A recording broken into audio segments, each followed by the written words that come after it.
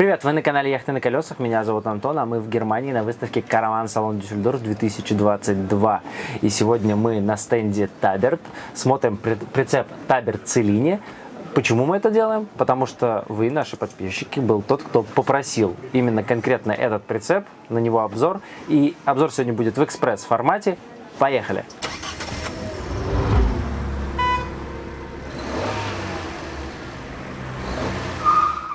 Что такое экспресс-обзор? Мы быстро заходим, смотрим, что, где, как расположено, какие габариты, как это все ощущается и какие-то основные узлы, чтобы просто вы могли увидеть своими глазами. Это вот как люди здесь на выставку заходят, буквально на минуту, вот заглядывают, что, где, как выглядит, и выходят. А более подробные обзоры мы уже делаем, если бы мы хотели теоретически покупать. Поэтому вот такой экспресс-обзор, вся подробная информация будет по ссылке в описании. Но в двух словах я здесь скажу то, что вижу на стенде. Линейка 2023 года, длина прицепа 7 метров 46 сантиметров, ширина 2,50, высота 196 сантиметров, то есть 1,96 м. По крайней мере, здесь так написано. Вес 3 тонны, но может быть тут до 3,5, в общем, варьируемый. В общем-то, на этом, наверное, около стенда этого все. И мы возвращаемся внутрь, потому что внутри самое интересное, но есть одна такая изюминка, которая находится снаружи. Ее я приготовлю на самый конец ролика, поэтому не переключайтесь и смотрите до конца. Поехали!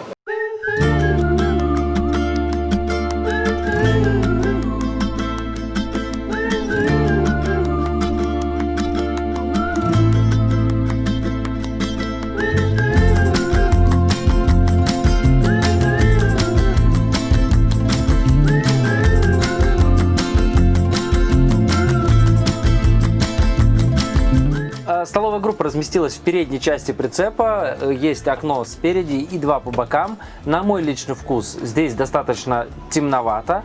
Например, если сравнивать с Touring и Riba, то там прямо такое ощущение вот яхты и простора, а здесь такое слегка давящее. Но это вопрос, как посмотреть. Можно сказать, что наоборот, это достаточно уютное пространство именно благодаря вот такой темной отделке и не очень большим окнам. Движемся дальше. Движемся дальше. Кухня. И тут вам должно было показаться, а вам не показалось, что здесь как-то слишком просторно. Оставим этот вопрос подвешенным и пока посмотрим, что у нас здесь. Огромная рабочая поверхность. И несмотря на то, что на огромной все еще есть возможность закрыть мойку и получить дополнительную рабочую поверхность.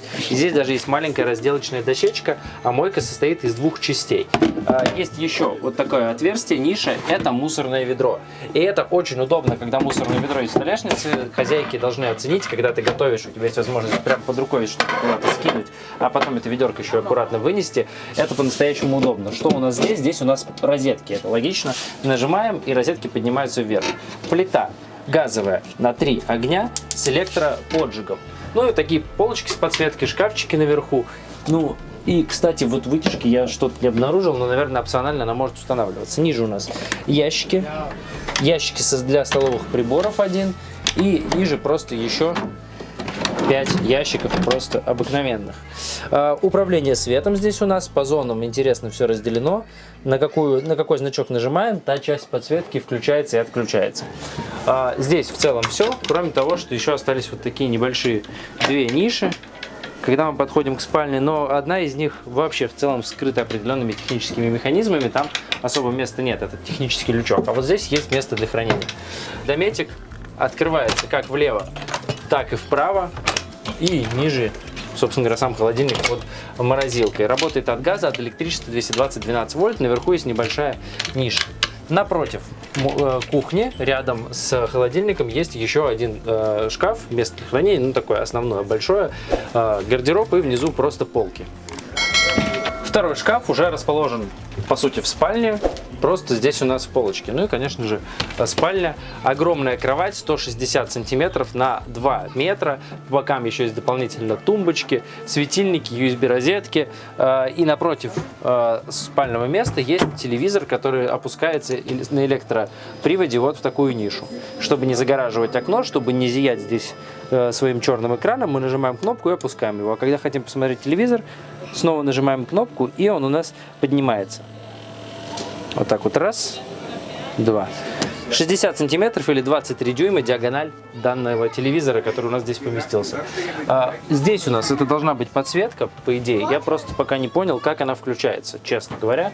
Но вот эти вот шайбочки должны давать свет в разные стороны.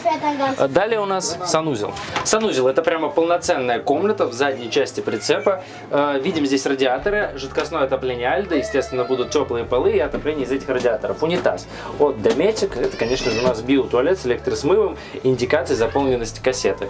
Рядом есть большой ящик для хранения вещей и такая вот мойка, вмонтированная в столешницу, собственно говоря, для того, чтобы умываться. Дальше есть розетка 220 вольт, там можно заряжать зубные щетки или электробритвы. С противоположной стороны у нас душевая кабина полноценная. Тут что-то про размеры говорит, наверное, даже излишне. Это и так видно. Вот таким образом открывается дверка или складывается и фиксируется. И по размерам здесь просто примерно как дома. Мы можем спокойно, комфортно расположиться. Светильник тоже не понял до конца, где включается, но напоминаю, у нас экспресс-обзор. Рядышком есть шкафчик и ящики для каких-то хранения вещей в самом туалете. Ну и, конечно же, он закрывается полноценной такой вот дверью. Все, это прям комната.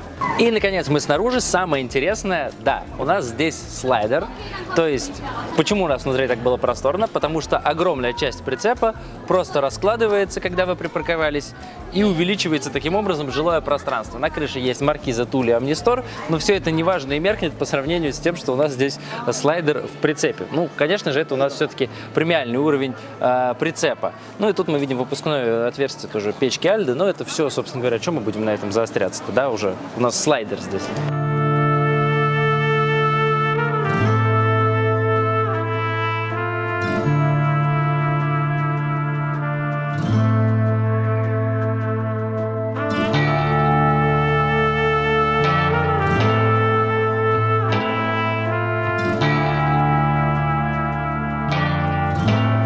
В передней части прицепное устройство валка, как и вся сама рама, и, конечно же, багажный такой отсек, причем весьма внушительного размера. Есть место для установки 2 газовых баллонов по 22 литра, и также здесь у нас лежит запаска. Сзади есть еще один небольшой такой багажный отсек, но скорее технический. Здесь у нас подключение электричества 220 вольт, заливная горловина чистой воды, чтобы он не портил общий дизайн. И здесь же подключение еще магистральной воды, то есть водопроводной, когда вы остановились, чтобы у вас не насос работал и бак расходовался, а постоянно была под давлением вода. И все это закрыто вот такой вот дверкой. Раз, два, и все спрятали. Ну и, конечно же, все шланги, провода можно тоже сложить здесь, когда вы находитесь в пути. Рядом с правым бортом расположена такая лавочка, и на ней представлены варианты отделки внутри, то есть различные материалы и цветовая гамма. Ну, а на этом наш ролик подошел к концу. Я напоминаю, это был экспресс-обзор, поэтому вся подробная техническая информация находится в описании. Также можете написать в комментариях ваше мнение и пожелания, что бы вам хотелось увидеть вообще в наших обзорах. Мы будем их записывать и принимать к сведению. И вот так же, как этот ролик, возможно, в какой-то момент по вашей просьбе окажется обзор у нас на канале. Ну и, конечно же, призываем вас к любой дискуссии и подписаться на канал, чтобы не пропустить серию наших роликов из Дюссельдорфа. Меня зовут Антон, это канал Яхты на колесах. До новых встреч, пока!